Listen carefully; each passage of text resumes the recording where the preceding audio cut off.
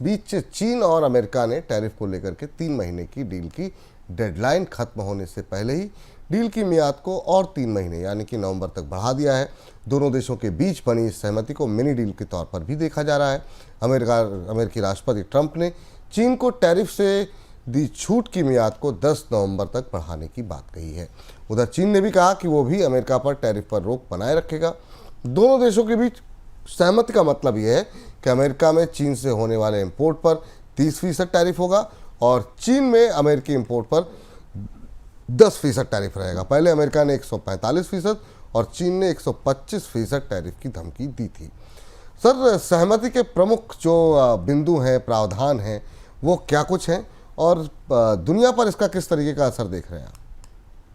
विपुल जी, कल ही हम लोगों ने चर्चा की थी और हमने आपसे कहा था, हम लोगों ने कहा था कि जैसे ही अमेरिका ने चीन के लिए एआई चिप का लाइसेंस खोला और एनवीडिया और एएमडी को इस बात की इजाज़त दी कि वो चिप बेचें और 15% पैसा रेवेन्यू का दें, ये भी बड़ी दिलचस्प सी डील है। उसी समय स्पष्ट हो गया था कि अब अमेरिका और चीन के बीच एक छोटी मोटी डील हो जाएगी जिसकी तैयारी चल रही थी, क्योंकि अमेरिका को जो तात्कालिक तौर पर चाहिए था वो अमेरिका को मिल गया, रेयर अर्थ, और चीन को जो चाहिए था वो चीन को इस एआई चिप के जरिए मिल गया। तो जो सहमति बनी है उस सहमति का एक हिस्सा आपको विपुल जी ने बता दिया कि अमेरिका के सामान पर 10% टैरिफ होगा और चीन के सामान पर 30% टैरिफ होगा। नवंबर तक ये संधि लागू होगी।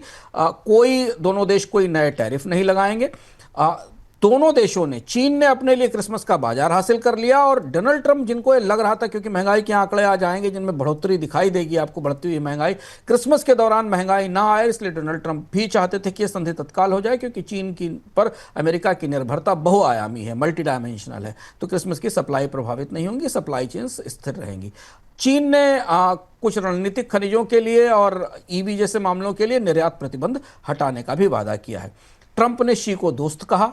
आज ये उन्होंने कहा कि हमारे मित्र हैं। उन्होंने ये भी कहा कि अमेरिका में चीनी छात्रों का भी स्वागत है, जबकि शुरुआत में अमेरिका में भारत और चीन के छात्रों पर ही सबसे सख्त कार्रवाई की गई थी। और दूसरी बात यह कि नवंबर से पहले ट्रंप और शी जिनपिंग की मुलाकात की संभावना है। नवंबर का समय इसलिए महत्वपूर्ण है कि 9 नवंबर तक के 90 दिनों की समय सीमा खत्म हो जाएगी। ये माना जा रहा है कि इस बीच में अमेरिका और चीन के बीच एक संधि हो सकती है जिसके सारे आयाम डिस्कस हो जाएंगे और उसके बाद दोनों देश आपस में बैठकर बात करेंगे। चीन और यूएस में जो सहमति का पूरी दुनिया पर असर है वो खासा महत्वपूर्ण है और इसीलिए ये संधि बेहद जरूरी थी। बढ़े हुए टैरिफ पे दोनों देशों के बीच सामान्य व्यापार होगा, जिसमें अमेरिका को चीन का बाजार केवल 10% टैरिफ में मिल रहा है, जबकि चीन को थोड़ा ज़्यादा टैरिफ देना पड़ रहा है। इससे फिलहाल अगले 3-4 महीने तक सप्लाई चेन में जो उथल पुथल हुई थी वो रुक जाएगी। शिपिंग को, लॉजिस्टिक्स को जो अनसर्टेनिटी थी उससे राहत मिल रही है।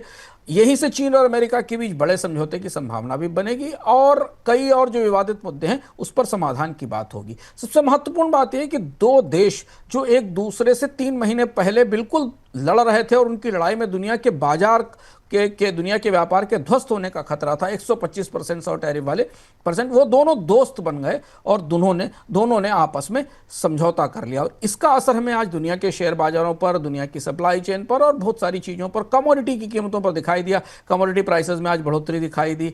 ऑयल थोड़ा रिकवर होता दिखाई दिया, क्योंकि अब ये स्थिरता एक किस्म से दुनिया के विश्व के सबसे बड़े बाजार और सबसे बड़े उत्पादक के बीच में आ रही है।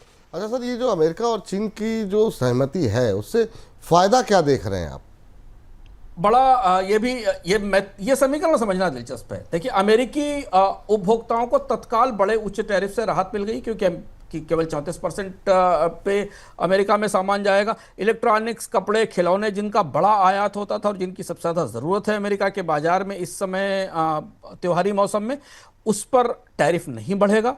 दूसरी चीज़ है कि सप्लाई चेन स्थिर हो गई। अमेरिका के व्यापारियों को स्टॉकिंग की सुविधा मिल गई, वो अगले 3 महीने के लिए स्टॉकिंग कर सकते हैं। अमेजॉन और बाकी जो कंपनियां, ऑनलाइन कंपनियां, वो सामान बेच सकती हैं और भविष्य की बातचीत के लिए रणनीतिक लाभ बरकरार है।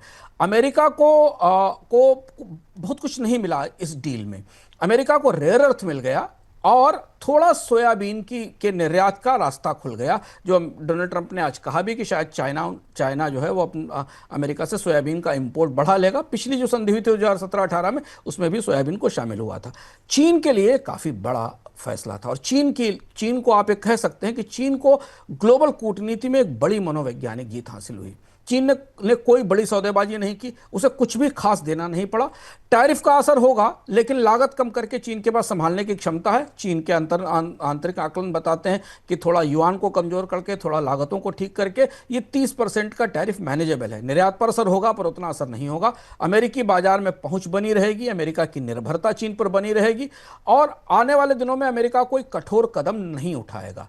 ये ग्लोबल कूटनीति में, ट्रेड कूटनीति में चीन की मनोवैज्ञानिक जीत है, क्योंकि चीन अकेला ऐसा देश था जिसने डोनाल्ड ट्रंप के टैरिफ के जवाब में उतने ही ऊंचे टैरिफ लगाए थे और ट्रंप को इस बात के लिए बाध्य किया था कि वो लंदन में वार्ता की मेज पर आकर बैठे, मतलब उनके अधिकारी वार्ता की मेज पर बैठे। रेयर अर्थ को अपना हथियार बनाया और उसके जरिए ये पूरी डील की। तो चीन के लिए ग्लोबल कूटनीति में मनोवैज्ञानिक रूप से ये बड़ी जीत बनती दिखाई दे रही है। और अब यहां से जो अगली व्यापार वार्ताएं शुरू होंगी, उसमें चीन अपना पक्ष और ज्यादा मजबूती से आगे लाने की कोशिश करेगा।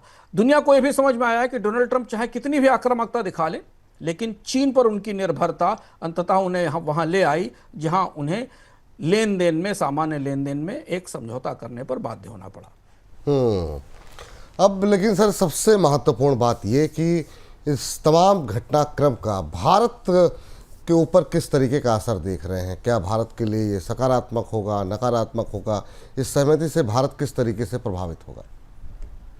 विपुल जी, भारत के लिए थोड़ा कठिन समय है, व्यापार की दृष्टि से और कूटनीति की दृष्टि से भी। देखिए, दोनों जो वार्ताएं हो रही हैं, एक वार्ता जो संधि हुई और एक जो वार्ता होने वाली, उन दोनों के मामलों में भारत की परिस्थिति बड़ी अजीबोगरीब है।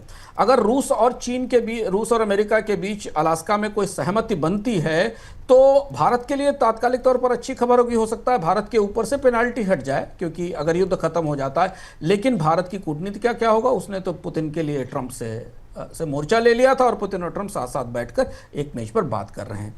चीन के साथ अमेरिका की संधि के बाद अब अगर आप गौर से देखो तो भारत के निर्यात पर 50% टैरिफ है और चीन के निर्यात पर 30 से 32% टैरिफ, और अगर बाकी और एशियाई अर्थव्यवस्थाओं पर देखें तो 20 से 22% है।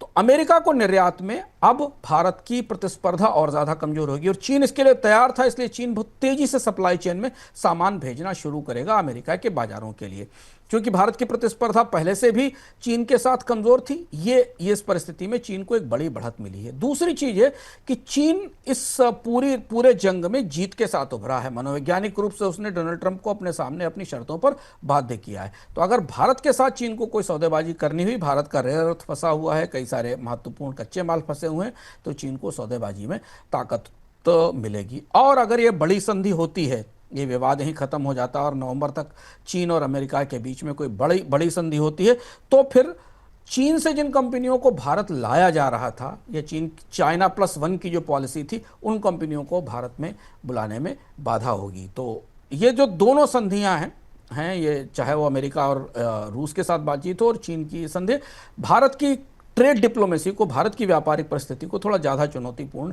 बना रही है। और इसलिए ही भारतीय पक्ष के भीतर तमाम विकल्पों पर, अलग विकल्पों पर विचार चल रहा है। और इसलिए हमें इंतज़ार है कि भारत इन संधियों पर, इस व्यवस्था पर किस तरीके की प्रतिक्रिया देता है। और इसी वजह से आपको शेयर बाजार में इतनी बेचैनी, इतनी अनिश्चितता दिखाई दे रही है, क्योंकि बाजार को इस समय शेयरों से ज़्यादा कूटनीति के समीकरण समझ में नहीं आ रहे हैं।